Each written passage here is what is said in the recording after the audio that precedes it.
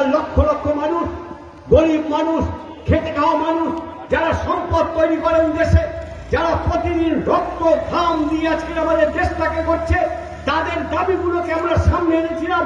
আমরা বলেছিলাম পশ্চিমবাংলার বিজেপি আর তৃণমূলের জন্য গ্রামের গরিবের 100 দিনের কাজ বন্ধ। আজকে আমরা দাবি তুলব। আগামীকাল আমাদের রাজ্য ক্ষেতমজুর মিটিং আছে, এই নিয়ে আমরা দাবি তুলে পশ্চিমবাংলায় লড়াই করব, মামলায় আমরা যাব। আজ যদি তুমি শিক্ষকদের ভাতা দিতে পারো, তোমার চুরিকে ঠেকানোর জন্য, তোমার চুরি থেকে দৃষ্টিভঙ্গিকে ঘুরিয়ে দেওয়ার জন্য, সাময়িক স্বস্তি দেওয়ার জন্য তুমি আজকের ভাতা দিতে পারো, তাহলে 100 দিনের আইনে 27 নম্বর ধারায় লেখা আছে, 27 নম্বর ধারায় লেখা আছে 100 দিনের কাজ তুমি যদি 15 দিনের মধ্যে না দিতে পারো, তাহলে তোমাকে ভাতা দিতে হবে।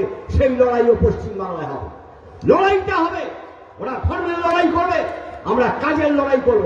ওরা ধর্মের লড়াই করবে, আমরা হিন্দু মুসলমানের হাতে হাত ধরে কি করে ঐক্যবদ্ধ হয়ে থাকতে পারে তার লড়াই আমরা করব। মে দিবসে এই শপথ আমাদের নিতে হবে। তৃণমূলের দ্বারা, বিজেপির দ্বারা বাঁচবে না।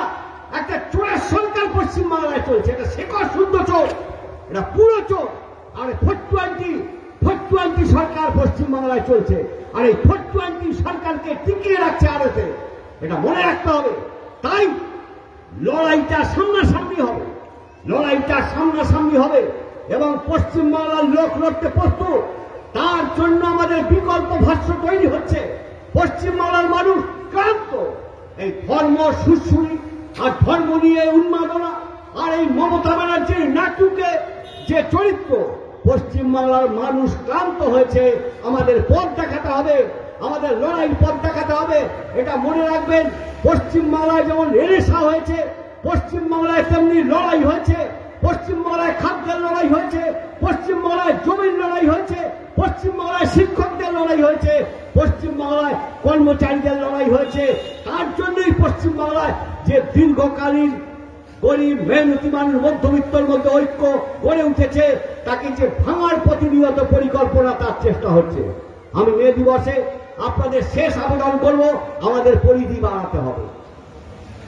শুধু সিপিএমের লোক দিয়ে করলে হবে না, আমাদের লোকের সঙ্গে বামপন্থী যারা ধর্ম নিরপেক্ষ, যারা পশ্চিমবাংলাকে বাঁচাতে চায়, পশ্চিমবাংলাকে শেষ হতে দিতে চায় না, সে বন্ধু হোক, ব্যক্তি হোক, সে গোষ্ঠী হোক, সে এনজিও হোক, যাই হোক, সবার সঙ্গে আমাদের সম্পর্ক তৈরি করতে হবে। এখন দরকার হলো ইউনাইটেড লড়াই। ভারতকে বাঁচাতে গেলে, বাংলাকে বাঁচাতে গেলে সবচেয়ে দরকার হলো ইউনাইটেড লড়াই। সেই ইউনাইটেড লড়াইয়ের ক্ষেত্রে এখানে নিউ টাউনে যেমন মধ্যবিত্ত আছেন, উচ্চবিত্ত আছেন, তেমনি নিম্নবিত্ত মানুষ আছেন। আমাদের এখন দায়িত্ব হবে, গরিবের আন্দোলন কোন সময় পুষ্ট হতে পারে না যদি মধ্যবিত্ত, উচ্চবিত্ত এবং বুদ্ধিজীবীদের অংশ তার পাশে না দাঁড়ায়। সেই আবার গরিবের ভিতের উপর দাঁড়িয়ে কিন্তু লড়াই চলে। গরিবের ভিত যদি শক্তিশালী না হয়, তাহলে মধ্যবিত্ত, উচ্চবিত্তদের ওই প্রচারের আন্দোলনে সবকিছু সফল হয় না। তাই গরিবের ভিতের উপর দাঁড়িয়ে মধ্যবিত্ত, নিম্নবিত্তর যে ঐক্য, সেই ঐক্য আমাদের বেশি জরুরি। এই আহ্বান আমরা রাখছি এই সভা থেকে। আগামী দিনে নিউ টাউন এরিয়া কমিটি তারা ভূমিকা নেবেন। পাশেই গ্রাম অঞ্চল আছে, পাশেই সেমি গ্রাম আছে, সমস্ত মানুষকে নিয়ে যাতে আমরা ঐক্যবদ্ধ করে, যেমন নিউ টাউনের যে সমস্যাগুলো আছে, তার আশু সমস্যা, নাগরিক সমস্যা, সেই লড়াই আমাদের লড়তে হবে। আশু সমস্যা, আদায়যোগ্য সমস্যা এবং বৃহৎ যে সমস্যাগুলো আছে, সবগুলোকে আমাদের সূত্রবদ্ধ করতে হবে। সেই শপথ আমরা মে দিবসে নেব। আমরা এগোবো, আমাদের জয় নিশ্চিত হবে। মতাদর্শের উপরে আমাদের ভরসা আছে। গরিব বেশি দেশে, গরিবকে বিপথে পরিচালনা করার যে চেষ্টা, সেই চেষ্টা, সংগ্রাম, লড়াই, মতাদর্শ লড়াই, আন্দোলনের মধ্য দিয়ে আমরা ঐক্যবদ্ধ হব।